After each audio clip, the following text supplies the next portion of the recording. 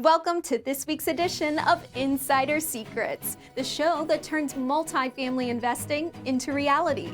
Each show we interview guests who are seasoned professionals, actively closing and managing real estate deals. Your host, Mike Morawski, has more than 30 years of multifamily real estate investing and property management experience. Mike is the founder of My Core Intentions and has been involved in over $285 million of transactions. Focuses on helping you create short-term cash flow and long-term wealth. Here's your host, Mike. Hey everybody, welcome back. Good afternoon. It is Mike with Insider Secrets. Insider Secrets is brought to you by My Core Intentions. And I always ask you, what are your intentions? So I really want you to think about it today. I want you to think about what are your intentions for showing up right now to listen to this episode? So we're going to talk today to a good friend of mine, Kaaren Hall. Kaaren, you want to say hi real quick to everybody? Hi, thanks so much, Mike. It's good to see your face. Haven't seen you in a while, and being there in Chicago. Yeah. So I love the Zoom thing. We can connect. Yeah, isn't it? Whoever thought that a while ago, a few months ago, that we should have bought Zoom stock? Yeah, Zoom has just made things a lot easier to connect and talk to people. And you're right, it has been a while since we've actually seen each other. And you and I have known each other for a number of years. We have some mutual friends, and I think that's great. But I'm excited about you being here today. I said before we got started that I have been thinking about this episode because I think that there's a lot that we're going to talk about that the listeners are going to have an opportunity to dig into. And when it comes to retirement funds, IRAs, traditional, non-traditional, we're going to get into all that. But before we do that, let me just do some housekeeping. So if you are just joining us, what I'd like you to do is please go like us, love us, follow us, subscribe, all that crazy stuff. Just help our ratings. Go to Instagram and Facebook, YouTube, all those platforms where you spend your time, because I'm on all those platforms. And subscribe. Insider Secrets and My Core Intentions. Help our ratings and help us get a little bit more exposure. And I appreciate you for doing that. And thanks for being a listener and for showing up. And I know that my intention for you today is that you're going to get so much information that you're going to want to go back and listen to this a number of times so that you know exactly what to do with the information and how it's going to affect you and your retirement moving forward.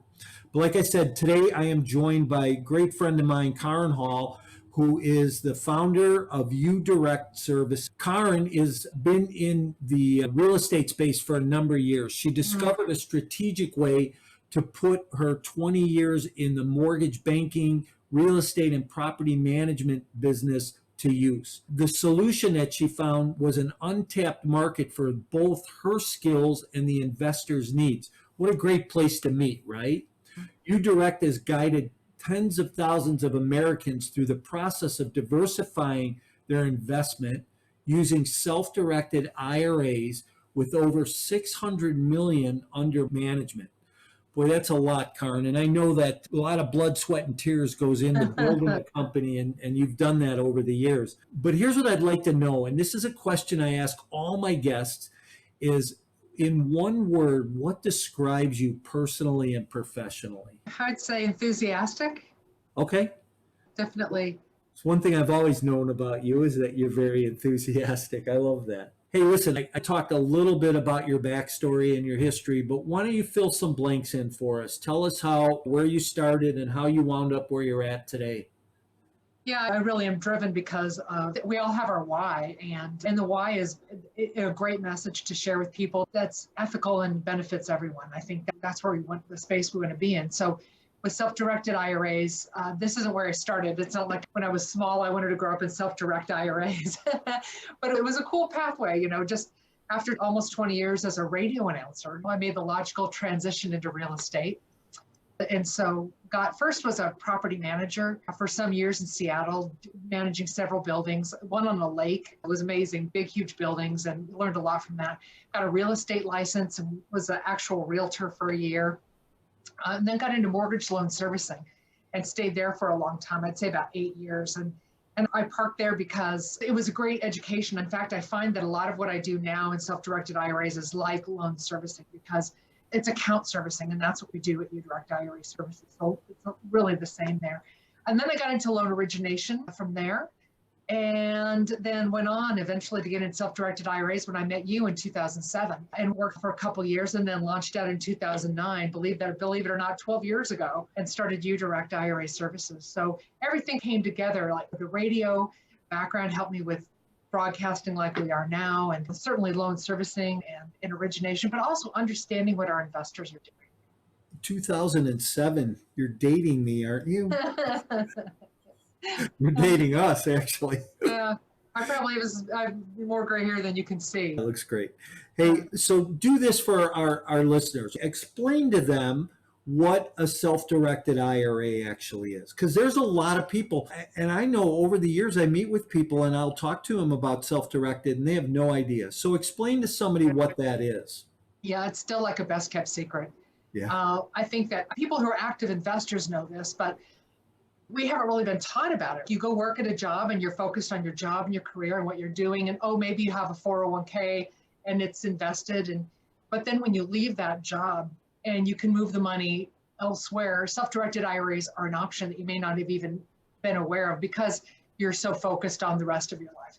So you've always been able to self-direct an IRA. When the IRS came out with IRAs in 1975, they said you can invest in anything except life insurance, contracts, and collectibles. So since day one, IRAs have been self-directable. It's just making the rest of the world aware that you don't just have to invest in the stock market or mutual funds, that these alternative investments have always been an option. But you need a special kind of custodian that will handle alternative assets, and that's what we represent. So how about the difference between a Roth IRA and a traditional IRA? Yeah, that's a great question. First off, the traditional IRA was, there the day one. Roths came along. Gosh, I think it was 87 that Roths came along. So the Roths are a lot newer. They have things in common. They have the same contribution limit, which right now is $6,000 you can put in there per year of earned income.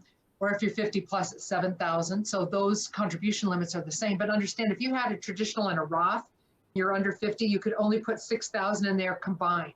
So it's not 6,000 and 6,000, it's together. So that's good to know. The traditional, the money goes in before tax.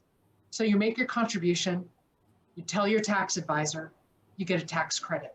With a Roth, you can make a contribution if you have earned income, and as long as your income isn't too high, because you can make too much money to contribute. Now those details are on the UDirect website, like how much and all the rules. But if you don't make too much money, you can contribute after-tax dollars to Roth. And that's cool because that money grows tax-free. A traditional is tax-deferred. A Roth can be tax-free as long as you meet a couple of qualifying events. One is turning 59 and a half, and the other one is having a Roth for 5 years. So that's the difference. They're similar, but they have different special. I qualify for one of those.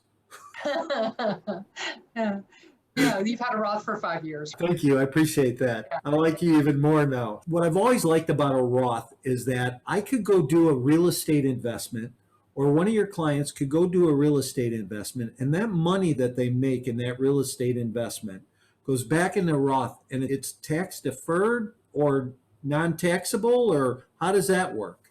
In a Roth, it's tax-free. That's really great. And there's today no cap on how much your Roth can grow. Now, we've had recently some news come out about people with Uber IRAs, and they're talking about maybe capping it, but I just think it's political rhetoric. We've heard this before.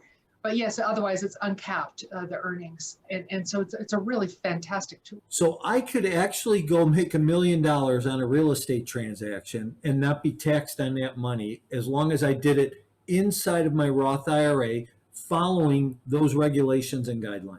Exactly right. Yes, that's exactly. Isn't that interesting? I think that there's a couple of gifts that the government gives us, and that's one of them.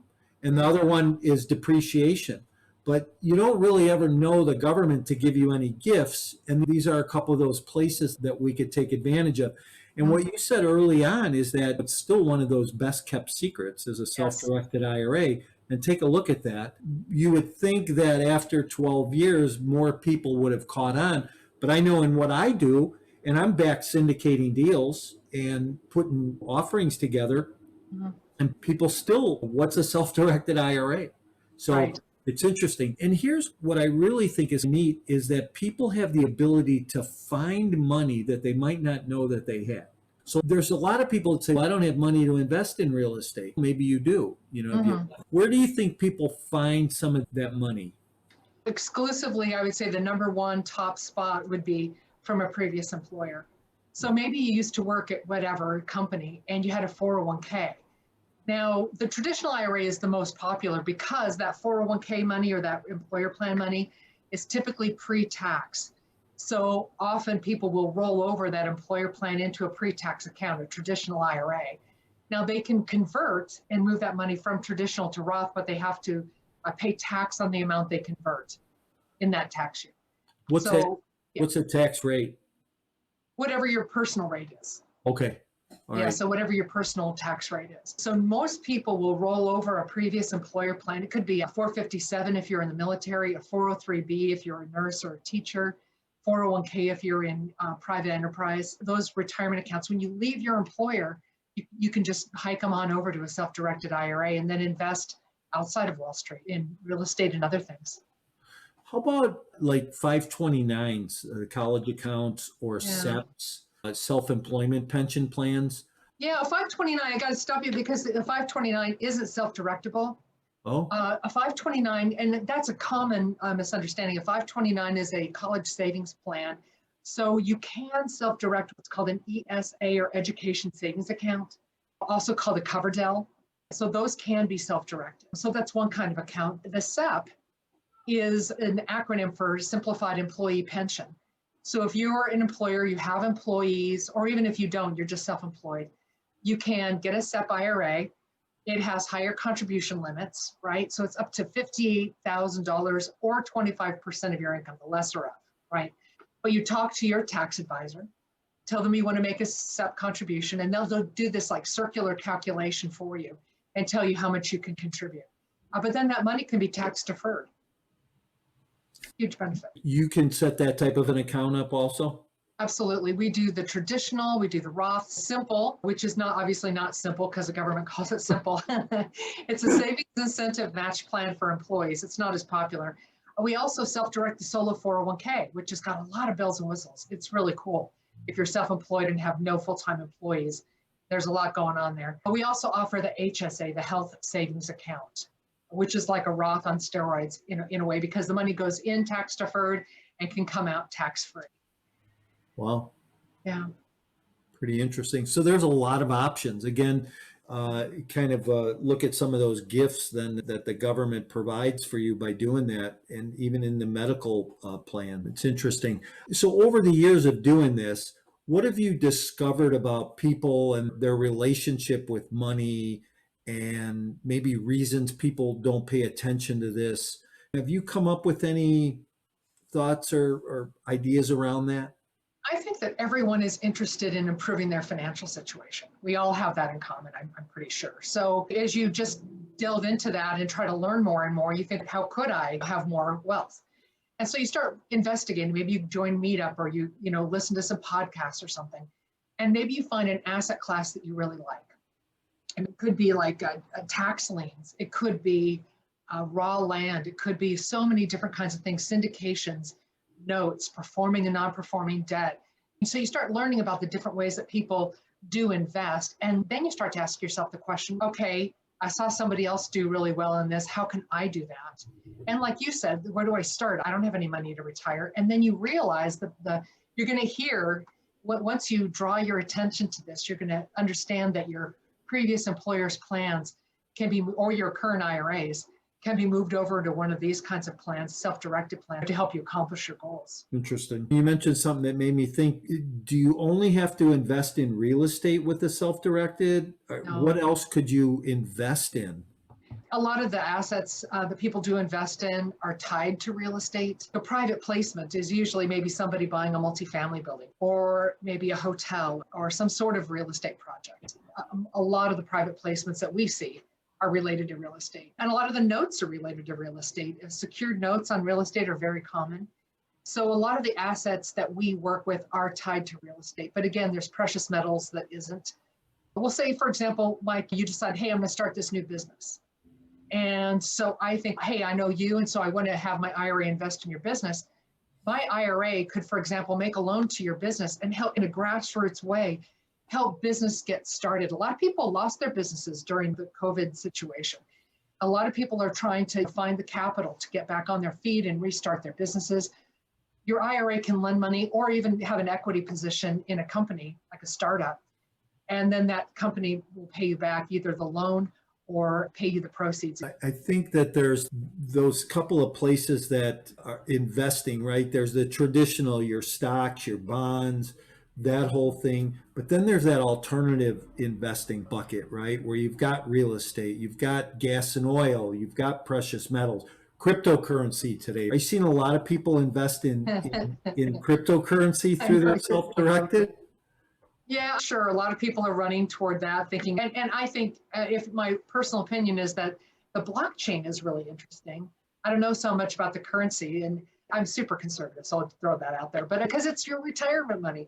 But the SEC came out with a warning about cryptocurrency, basically because people invest in these ICOs, initial coin offerings, and some of them are legitimate, some of them aren't. So you need to do your homework and understand that there's a great side and then there's a side to be cautious about. Due diligence, we just can't talk enough about when you go to invest in doing your homework. Yeah, but crypto has definitely got everyone's attention right now, as does the blockchain. Yeah, interesting. Let's go back to real estate right now, because that's really what we're here for. If I'm a sponsor and I'm putting together a real estate offering and a deal, and I want to utilize and I'm going to put some money into the deal as a sponsor, am I allowed to do that using my self-directed? You're not, because there are rules called prohibited transactions. And if you want to read about them, you can read about them at the Internal Revenue Code, actually. IRC, Internal Revenue Code 4975, lists all the prohibited transactions. But that's like enough paperwork to fill that room you're sitting in. It is. And so I'll just boil it down for you. You're not allowed to have any personal benefit from your IRA, and you're also not allowed to what's called offer services to the plan. Certain people are disallowed to your IRA. So as a disallowed person, you could not offer services to the plan if your IRA is investing in it. So if you took your IRA and invested in your own private placement, you'd be breaking two rules. You'd be benefiting and you'd be offering services. So you could get tapped twice there for prohibited transactions. What happens, if you commit a prohibited transaction, what happens is it's game over for your IRA. You get taxed, you get a 1099 for the whole amount, maybe excise taxes. So you want to steer clear of those prohibited transactions. Yeah, interesting. Somebody explained to me one time years ago about the prohibited transaction piece, and that I could not go buy a second home for myself as a vacation home, but my brother could go buy one and I could use it, and I could go buy one and he could use it. Then you're still getting benefit. Okay, so there's still some indirect benefit there, but yes, you got to be careful and not try to cheat the IRS with that. So that doesn't work either then, is what you're saying. If I take my IRA and I invest in a condo, and you take your IRA and buy the one next door, and then it's like at a vacation spot, we just stay in each other's condos and we're still benefiting from our IRA. I benefit because my IRA helped you, and now I can take my family and we could stay in the other condo. Interesting. Yeah. So much for the gifts. I was thinking they were really giving you some gifts. But what people can do is, if I'm the sponsor and I put a private placement together, people can invest in there. That's where that whole passive component comes in on the syndication piece, where other investors can invest in your syndication. They can use their IRA money, maybe lost money, like from an ex-employer or something like that you talked about, right? Exactly. Yes, they can. And then they'll get a K-1 every year if they invest in a private placement, and they'll be seeing proceeds from time to time. And for example, what if you have a company and somebody makes a note investment? They could make a note to your situation, the company that you're starting, and have a debt position instead of an equity position, and then get, paid back note-wise as a borrower, as a lender, I should say.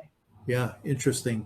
And there's other things you just mentioned something too. As a lender, people with their self-directed could do hard money loans. Yes. Which has been very popular too, where people have actually done quick turnarounds with their money. But how about this? Is there a relationship between using your IRA and any type of capital gains taxes or anything? Because the IRA is really a tax neutral situation where while the money's in there and you're not being taxed, there isn't capital gains. So that's good. That's one of the upsides of IRA investing. The downside is you also don't get to take any depreciation or anything like that in an IRA when it invests in real estate because it's not filing a tax return.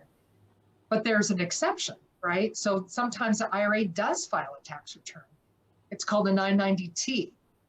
So the IRA does that if it owes these two taxes. One is called UBIT, unrelated business income tax, and the other one is UDFI, unrelated debt financed income tax. So before I get going, if you want to make a little note, you can read about these taxes at irs.gov, the IRS website, publication 598. And it's going to go in a lot more detail than I do, but it's readable. It's not like the tax code. So if I say I want to buy a house with my IRA, but I don't have enough, then my IRA can take on a non-recourse loan and buy that property. Well, say, for example, 70% came from my IRA, 30% was debt.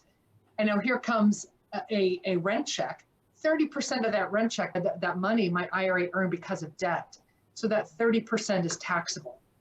It's UDFI, unrelated debt financed income tax. There you go. UBIT happens when your IRA invests in an active business.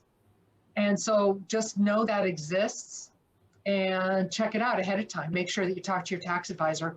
That's the thing about due diligence. Before you write that check or write a direction of investment form and tell us to disperse funds, make sure you talk to your advisors. A good investor has an attorney, a CPA, and other advisors that they can talk to before they pull the trigger. Hey, does this make sense for me given my tax situation? How does this look? So that you make a really smart investing choice. Yeah, interesting. How about the relationship between that UBIT, you called it? Mm-hmm. How does that work? Again, UBIT, sometimes it's an umbrella term for the UDFI as well, but UBIT, that is a tax if your IRA buys an active business. So say, for example, your IRA invests in like some kind of franchise, like a Tommy Pastrami or something. So first off, it's an active business. You can't go in there, you and your family, because you're disallowed, can't eat there. You can't go there, but you can run a business. You can hire people to run the business for your IRA, but you're going to pay this tax, which is pretty high. So you have to ask, is that a smart investment because of the tax? It may be cost prohibitive, really, when you look at the tax, because it's the same rate as the trust rate. But your IRA is going to owe that tax. So you talk to your tax advisor about it. They file or create a 990T for you. Your IRA pays the tax, if any. But then when your tax advisor is creating that 990T, they're going to be looking at, hey, do you have deductions? And can you take depreciation? All these other deductions at the time that they're filing that tax form. Interesting. It really makes you think about the different opportunities that you have as an investor, whether you're an active investor or a passive investor. You have these choices that your traditional IRA or traditional investing doesn't give you, because your hands are tied. It's interesting. You found somebody that didn't understand this, didn't know this process, and then over time they become more grateful or really thankful that, hey, thanks, Kaaren, for sharing this with me. Sure, after being in this for so many years, almost 15 years altogether, yes, I've absolutely found opportunities and retired. Sometimes it has to do with what you're doing for a living, that you've got some in. Maybe you're in the medical field and somebody creating a medical device, and you have your IRA invest in this medical device, which is an alternative asset. And because of your specialized knowledge, you picked a good deal, and this medical device went to market and was successful. And you can use that for retirement. And there are a lot of things, if you're a mortgage person like I used to be, and if I invest in notes, so that's something I know really well. So the catchphrase in our industry is invest in to have the best opportunity at a good return. So let me ask this. Have you ever seen people actually take a loss in the investment that they've been involved with their IRA, and how does that get treated? Yeah, that's a really good question. Less than 1% do we see actually losing money in an IRA, but it happens, and 1% of 6,000 is still more than we want to see. But with that, so what happens when your IRA invests and you have a loss? You don't get to write that off. And maybe you were invested in the stock market during one of the downturns and you lost money. You didn't get to write that off. You don't get to write off that loss. It's just gone. So that's one of the things to know upfront. If your IRA loses money, if it's a bad loan or a bad deal, you don't get to replace that money very easily because you have these contribution caps, no write-off. And also, you have to say it's a note or a private placement. You have to get a valuation from a third party proving that the asset is worthless, but you have to prove it. And so we need a report so that, because we're not valuators, that would give us a whole different set of responsibilities if we became valuators. Our industry doesn't do this. So you have to have a valuator give an opinion of value. And then we as an industry will report that opinion of value to the IRS in the form of a 1099 or 5498. Interesting. Yeah. So what are the steps to set up an IRA? It's really easy. It's a 3-step process. The whole thing, self-directing, is a 3-step process. You open an account, you give us your information on a form and driver's license for the Patriot Act, and we work with you, get all the documentation, open your account. Then you've got online access to be able to get in there and look and see what's going on. We also offer bill pay, so you can pay bills. But you open the account, then you're going to fund it. It's a contribution where you write a check and make a contribution. It's a transfer, like an IRA to IRA transfer, you move the money, or it's a rollover of a previous employer plan. So you get it opened, you get it funded, find your asset, and then invest. So you give us, we call it a DOI, Direction of Investment form. You complete that, give us the paperwork so we can take a look at it and decide, hey, is this an asset that we wish to have custody? And then assuming that it is and everything looks good, we fund the deal. 100% of the proceeds of your IRA, share of the proceeds, come back to the IRA that owns the asset. And if there are ever any expenses, it's really important to know that the IRA has to pay those expenses. So if your IRA owns a house and you need a new roof, you don't just go get a home equity loan of your own personal property and put on a new roof. No, that would be bad. That would be game over, prohibited transaction for your IRA. So you need to make sure that the IRA is paying all expenses. Got it.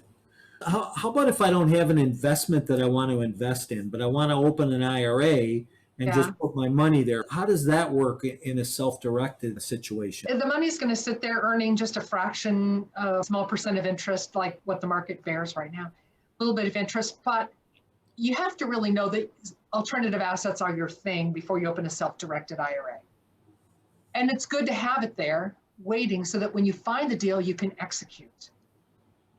Nothing like finding a deal and realizing, oh gosh, I have to scramble and get that money in. And how do I do it the fastest possible? And everyone is in a mad rush to get that money in there so that you can do this deal. So it's better, I think, for a little less wear and tear on everybody if you get the account open and funded and then go find your assets so that you can execute. I've heard too that you can meet somewhere in the middle on an asset where you use personal money and IRA money. Is that possible? It is possible. There are some IRA companies that advocate it. I do not. There is a ruling called DOL 2000-10, talks about this, but you're disallowed to your IRA. And so if you co-invest with your IRA, even if you meet the terms that are set out, how do you tell the IRS you didn't receive any personal benefit? You just can't. I would stay away from that one personally. And so it's a self-directed IRA is not meant for you to have personal benefit prior to retirement. That's not what IRAs are about. That's on the fringe outside, very dark lines of the border of what self-directed IRAs let you do. Good. I think that's probably really good advice, because if something's going to happen and you're going to get disallowed and they're going to call any tax due or anything, it really could jeopardize your retirement. So it could. And why would you do that? Because what 2000-10 says is if you have enough money to do the deal personally, or your IRA has enough and you just choose to collaborate, well, then you can go ahead. If you have the money to do it personally, just do it personally and not take the risk. Is my conservative viewpoint, because you could lose. Yeah. Interesting. So how do you make high stake decisions today? We're in a world that's gotten a little goofy, and maybe not, but has gotten goofy. And, Right. There's pressures and things that go on. How do you in your business today, running a business, we had that conversation before we started, that Right. as the CEO, you have all this responsibility. How do you make high stake decisions? A lot of time in prayer. Okay, let's start there. But also, it's not a board of directors, but it's a Vistage group, and it's a group of CEOs. So if I'm facing a really big decision, I'll go to my group, and I've been, since like 2014, I've been in Vistage. And I'll say, I've got this really big decision, and I've got a brain trust to go over decisions with. And it's just amazing. Some really amazing people in this group, and they all have different, kinds of experience from different angles, but it's all business, and these decisions are almost always about people and negotiating and the law. So that's usually where I go for my brain trust. I love Vistage. I was in Vistage for years. Yeah. I was in Vistage before it was called Vistage. It was called Right. something else Yeah. back then. It's a great thing. Having that group of CEO peers and being able to help one another with input, it's a great resource. It's one of those out of the box things that we've been talking about. Like you've always got to look for an edge and how to do your business a little differently. And having a brain trust light is a great idea. Yeah, we're old networkers anyhow, and that's really how we all learn and grow. Technology-wise, what do you think are the best sources of technology for you today that you use in your business? We created some custom software for our customers internally to keep track. We could just call it CMS, Client Management System, but we created some custom software to be able to service our clients to the best of our ability, to have all that information readily at hand. So there's that custom information, but of course, social media is amazing when you can get on social media and put out the word about your company, really, and that's amazing. And that has created, lots more millionaires than we could probably count. So that's how I use technology. And of course, do we have a high-tech business? I suppose we have a tech business in the sense that you can go online, you can look at your account, you can pay bills online, pull out your statement and make a copy of it and save it. And so we also interact with our account holders in a technology manner. Nice. So this show is Insider Secrets. Yeah. And if you were given advice to a new investor, or not even a new investor, but you were given advice to an investor today, what do you think your best piece of advice for them would be? To understand what their own personal needs are. For example, do you want something that's going to pay you off in the long run, or do you need mailbox money every month? Where are your needs? Then due diligence, I would suggest you talk to people who have invested with that asset sponsor before and find out, how does that asset sponsor work? How communicative are they? And do you need hand-holding? Do you not need hand-holding? And how does your personality match with that asset sponsor? Because sometimes that's really important. I would also say to just do a little work and learn about who you're investing with, and due diligence is really important. Investing is risky. There's risk in every investment. There's even risk in just leaving it in your checking account. So you got to take a risk, and if you're going to invest, then you just... Yeah, it's always easier to do that due diligence and that homework up front than it is after the fact. It is. A lot of times people are quick to pull the trigger and they'll do something impulsively. Oh, I'll just send this money over there. But just stop and think a second. What if I lost that money? How would I feel? And let me ask myself now, instead of kicking myself later, what should I do ahead of so I don't regret it later? So the one thing I would say, though, a lot of times people will find themselves, they'll get lost in that fear and they won't do anything because of the fear. So Right. I always suggest to people, listen, at least know the risk, but don't let the risk override your ability to maybe have some potential and to do something different, because none of us have grown just by sitting still or hanging out on the sidelines. That's for sure. Yeah, absolutely. And so if you feel risk adverse, that's another good reason to join a real estate investment club or an investment club that meets your interests, and find out what other people are doing and how are they succeeding, and then copy best practices. Remember Six Sigma, the book? Copy best practices and do what they're doing. If they're succeeding, do what they do and find a way to get the same results. I remember years ago, I heard a comment by, I want to say Jim Rohn, which was Success Leaves Clues. Yes. And I've always followed that. So if I look at the things that I've done, everything in my life as a result of following other successful people who've left these fundamentals in front of me. But let's shift gears a little bit. So Okay. I always like the three final questions, right? Okay. We know that you're out there on the West Coast where most days it's 72 degrees and breezy. And what is your favorite tourist attraction? Where I live? Yeah. Gosh, if you're going to come visit in Southern California, I'm probably going to take you to Catalina Island. And have some fun, maybe get on a glass bottom boat. That's pretty fun. Okay, there's Disneyland 10 miles away from us. This is where we live. And Grand Canyon, that's pretty fun. Hiking is really fun. Okay. All right, great. I'm coming soon. Get ready. We're going to Catalina. Okay. How about your favorite restaurant? Probably Seasons 52. Oh, wow. We have those here too. Yeah, they count the calories for you, so it's more guilt-free. I thought you might have said something like Julio's or something. Oh, I love Mexican food for sure. Yeah. But yeah, I love Seasons 52. Yeah. And then best book you ever read? Oh my gosh, of course it's Think and Grow Rich, besides the Bible, Think and Grow Rich. I'll tell you what, Napoleon Hill, when he wrote that book, I think he worked for Dale Carnegie for free, and he's interviewing all these people and doing this for free. What a labor of love. And the truths that he talks about in that book just go on and on. I think he wrote it almost 100 years ago, if you think about it. It was like the 20s, like 1920, and now we are in 2021. But it's go the extra mile and have that kind of mindset where you think outside the box. It's a great way to frame your mind. And my kids have read it. And if any young person comes to me like, hey, what do you think I should do? I always say, start there. The Richest Man in Babylon and Think and Grow Rich are two starting books. Couple of great, good books. Yeah. That's for sure. I have a good friend who just finished a certification training with the Napoleon Hill Foundation as a certified trainer. And he's taught Think and Grow Rich for years. Actually, on Saturday morning, I do a podcast with him called Multifamily Unplugged. And nice.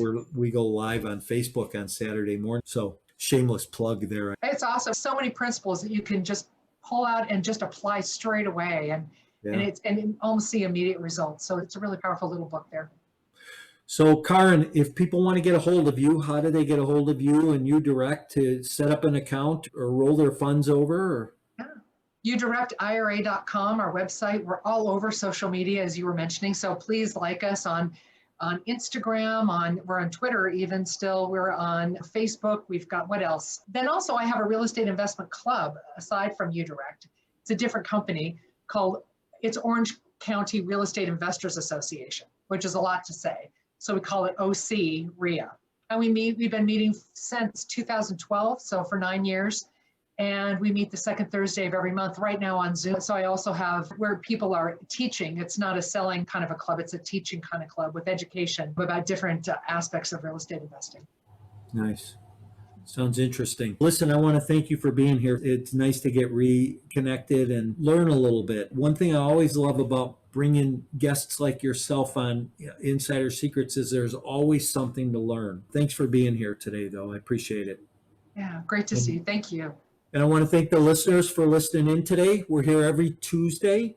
New episode comes out. I'm glad that you're here. Remember that if you're looking for the most recent episode of Insider Secrets, all you have to do is say, Alexa, play Insider Secrets. Remember, follow us on social media, like us, love us, subscribe, and stay in touch.